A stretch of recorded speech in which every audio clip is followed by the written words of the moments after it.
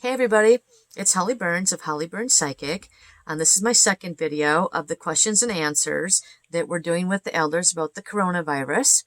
A lot of people had really good questions, and before I start, I just need to explain quickly. I work with an all-knowing group called the Elders, and they are like angelic beings, and they know everything, and they speak to me 24/7, so we might as well ask them some stuff. Because they're like, I always say they're like the giant landlanders in the sky. Let's make use of their knowledge. They are all-knowing. So, Ariel wanted to know, how can spiritual warriors keep focused on the truth at hand? What ignorance of our collective consciousness is this trying to make us aware of? Oh, I'm not sure I answered the second half of your question. If I don't get to that, I'll answer it and come around to that in my next video. Okay, so the first part of your question they said, focus on your own selves. In order to be able to stay focused on the truth at hand, we must start with individual alignment. So focus only on yourself. If you're looking around the planet and everything is making you feel out of alignment because you're worried about it, like, oh my God, that's out of control, and how's that going to happen? And what about all these people losing their jobs? And what about the people dying? And what about the chaos? And how can we organize this again and make this into something that works for everybody? Well, all those thoughts are pulling you out of alignment, and then you really get a snowball rolling, and you can't get back in. So they said start with your own bubble and then move out from there. So start with aligning yourself. So let's get some perspectives on how you would do that. So you would say, okay, I'm Ariel. I know I'm here to do what I'm supposed to do for the planet. I'm working on my own journey. I feel good today on where I am. I feel balanced. I feel like I can move forward with my day with an inner sense of peace about what I'm doing today with my day. And that's where you start. You get out of bed, you haven't seen anybody, no one's texted you, no one's called you yet. You're in alignment, you're good. Then things get bigger from there. And if you have a tough time gaining that perspective, know that, or the perspective that makes you feel peaceful still. It makes you feel like you're looking at the truth and not the stuff that makes you worried. They said you can tell by your emotions. If your inner heart feels fear and trepidation from it, it's wrong. So I drop it.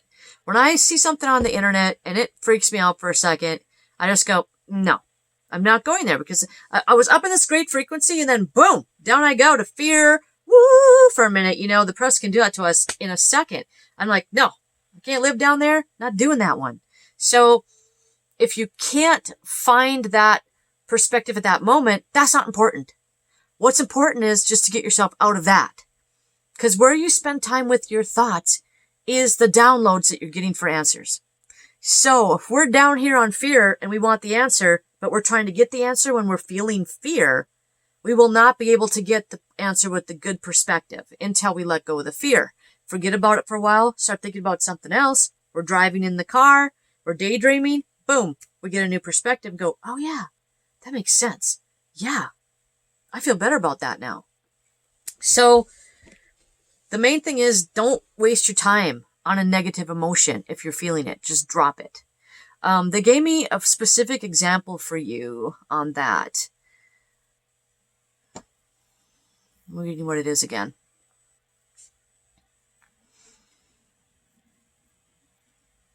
Oh yeah, well first of all, they wanted to say that they want to address the word truth, because truth is a very personal word.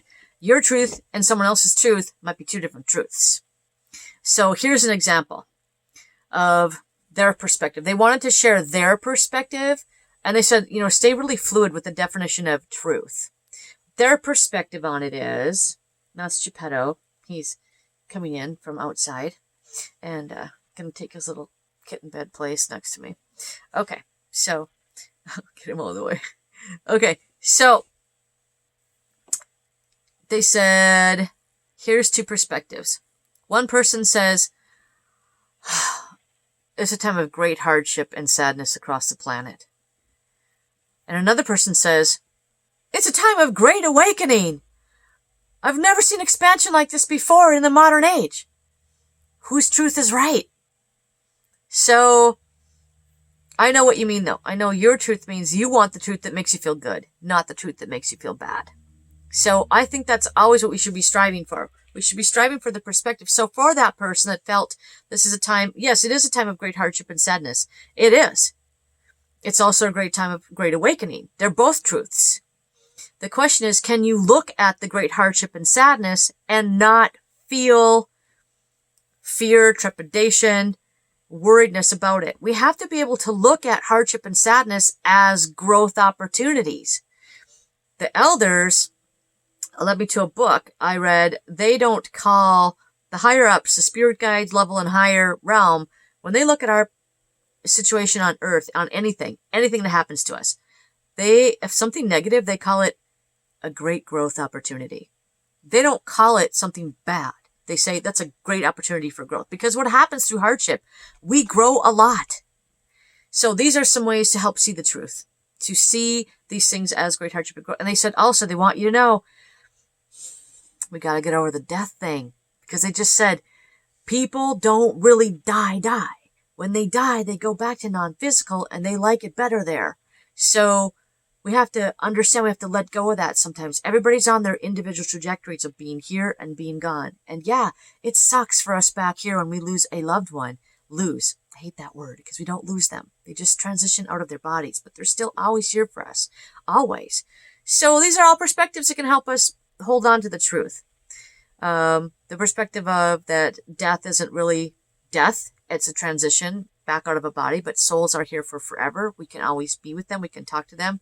They can come back again in new bodies. You can't really kill us. All those things I just said. So hopefully that helps a lot with focusing on the truth. If you need any more on that, let me know personally, and we can hit it hard. Also, the part about the ignorance of the what ignorance of the collective consciousness is this trying to make us aware of? Let me see what I can get for that telepathically right now from them. What ignorances are they trying to make us aware of? They said your thoughts create your reality. That's the main one. The main ignorance that they want us to know is the hamster wheel of our thoughts. The hamster wheel of what we're creating. They want us to wake up and realize the cycles. They said, look at the cycles. It just totally shook me when I said realize the cycles. You know, I just saw a post from 1918 where they banned groups of 10 or more and said stay home. I'm like, oh my God, that is crazy.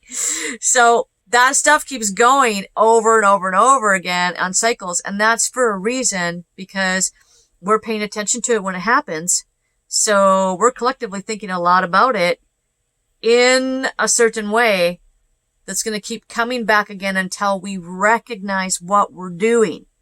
I do this they said, now take this to an individual level on your individual lives. They want us to all they said, looking at the whole planet is too big for a lot of people right now. Let's not look at it that way. You can look at it, Ariel, because you're ready for that. But a lot of people aren't ready to go that big yet. So let's take it down to me, because once again, everything everybody's thinking individually is what's creating the collective consciousness anyway. You don't have to look at the big. You just have to look at your own self. If everybody keeps their own self in alignment, what's going to happen to the planet's overall average frequency? It's going to go up, way up, right? Okay, so let's work on that. So they said, go back to the now, go back to you, go back to us.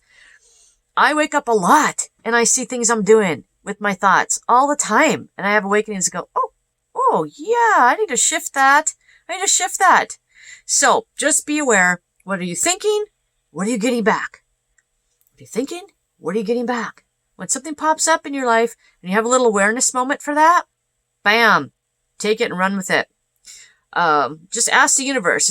They said to tell you, for those that aren't doing that right now, and how do I do that? Just ask the universe, just be on the frequency of, hey, I'd like to be more aware. That's it. Just I want to be more aware. And you'll get things come back to you, because you just tuned the frequency of more awareness versus I can't do that. That doesn't work for me. Those are frequencies of frustration and negativity. And so we don't want to, when we're frustrated about something not working, don't focus on the part that's not working. Okay? So flow with that. Flow that out. And if, of course, that's my career, is to help you guys with that stuff. So, you need help with it, see me. We can work on it in private as well. Okay. I'm going to add one more question for sure into this video. Brenda, she wants to look at, when we look back on all the good that came out of this virus situation, will we see long-lasting positive change or more of a short-lived impact? The first thing they said was, well, that depends on your perception. Some will see a short-lived impact, and some will see that the world has awakened up, and they'll see a lot of global shifts and changes happening that they notice. So it's, once again, what frequency are you on? The lower frequency is going to not see as much of the long-term results. They're going to see bad things that happened. Or they might see good things, but they might say, well, yeah, everything was good for like a month, but now everything's back to where it was again. No, it's not going to be. I can guarantee you, it's not going to be. But they might not know where to look for that. So that's why I'm doing these videos, because I'm helping people to see what the elders are telling us. Hey, they've got the best perspective. Let's tune in and see what they want to tell us. These aren't my perspectives. These are their perspectives. I'm just a translator. So I love hearing what they have to say. I hope you guys do too. Okay, so they said, okay, this was really cool. Okay, they gave me this vision of like a long-term flow about this whole thing of many, many years. So they're saying, actually, we started all this many, many, many, many, many years ago. And so it started way long time ago. The collective consciousness, everybody's thoughts all come together. We all start making this flow happen. And you're gonna listen to my watch beep for a minute, okay? It'll quit in a minute. So we're in this long-term flow, and then they showed me now. So like we're in a past, present, and future flow that's already been created, and right now we're kind of in like the middle point of that. They said we're kind of like in the middle, but this middle is becoming really concentrated.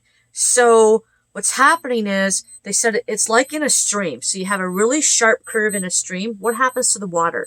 It all hits that stream and it gets compacted for a minute in that one spot. And then it needs enough pressure and enough buildup of pressure to be able to get around the curve. And then the current starts going around the curve, right? That's where we are right now. We're in this like ebb section right now with the flow of the river where everything's really compacting. And then we're going to go through to the other side and we're going to really flow. So after this, we're going to have this really cool flow that's flowing. And then after that whole thing, there was something that they were ending with. After the sharp, incredibly concentrated physical manifestation, great intense birth. Once less awake, think it's over in 50. Oh, yeah. That.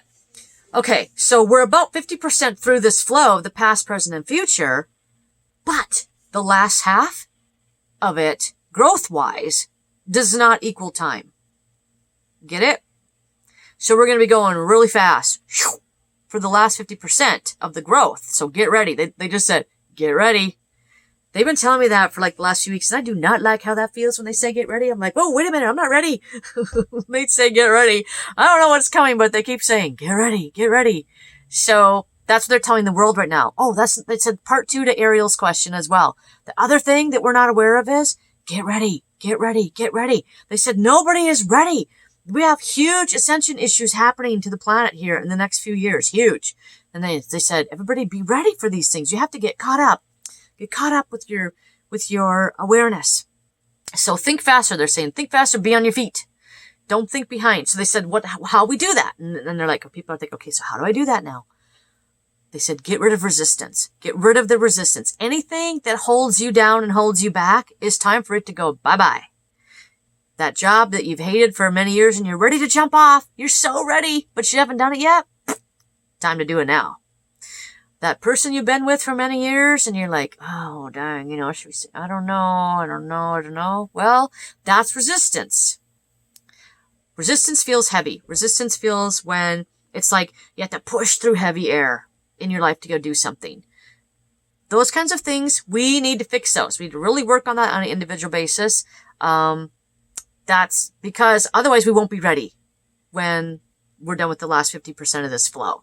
So I see the last 50% of this flow right now that they showed me. It's probably like a 5-year timeline from now to the end of it. And it started like, I have to go back. I mean, like 19 60s, about the 1960s or so. Maybe the 50s, 50s/60s, somewhere in there. That's when that flow started, definitely. They're saying post-World War II. Like the post-World War II era all the way through now. That's how long that flow's been being created for. And so we're in the last 5 years is like the last 50% of awakening. Are you kidding me? That's huge. So that's why some of us feel exhausted right now too.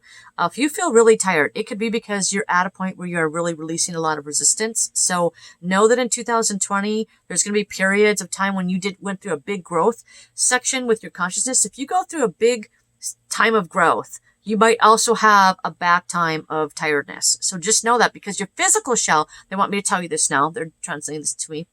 Your physical shell goes through physical changes when you actually change your consciousness. So your physical shell has to catch up to what we just did. We can shift our consciousness instantly to new frequencies and state it, but the physical shell has to go, wait, okay, what? We're operating on this now? Okay, hold on. We gotta send out new signals to the whole part of your body. All the DNA has to shift, and everything's gotta get going to a higher, faster vibration. And that's how we speak to dead people. That's what mediums are doing. And that's what you guys are doing all day long. That's a whole different video to talk about your psychic abilities. Everybody has them. Everybody uses them all day long. But to speak with your dead loved ones that you have, and to speak with the elders directly, and have the downloads happening in your minds, everybody can do that. And the higher we are in a consciousness with our frequency and our thoughts, and our physical shell catches up to all that, well, the physical shell really pulls our vibrations down. So when you're not in a physical shell anymore and you're dead, you are on a much higher frequency. And so we have to meet somewhere so we can communicate. So that's what's happening, is your physical shells actually is vibrating faster and higher as your consciousness is getting higher as well. So you might go through a period of, I go through a lot of them where I'm super tired for about 2 weeks. So if you're having that happen, hey, that could be good. Like really good, because it could be that you're shifting with this whole, and a lot of people have, now just so you know too, we're going to end with this video with this. A lot of people have lived in the resistance now for several weeks. It's exhausting to live in resistance. So that's exhausting too. So people are starting to release that and say, okay, I've got to get myself back in balance. Whew, and that's tiring too. So you might be tired for both reasons. So you might be like double, triple tired right now. That's okay. That's okay. Don't beat yourself up for that. We're all in this. We're all in this to win this. Okay, that's the rest of these questions, and I'll start a new video with more questions.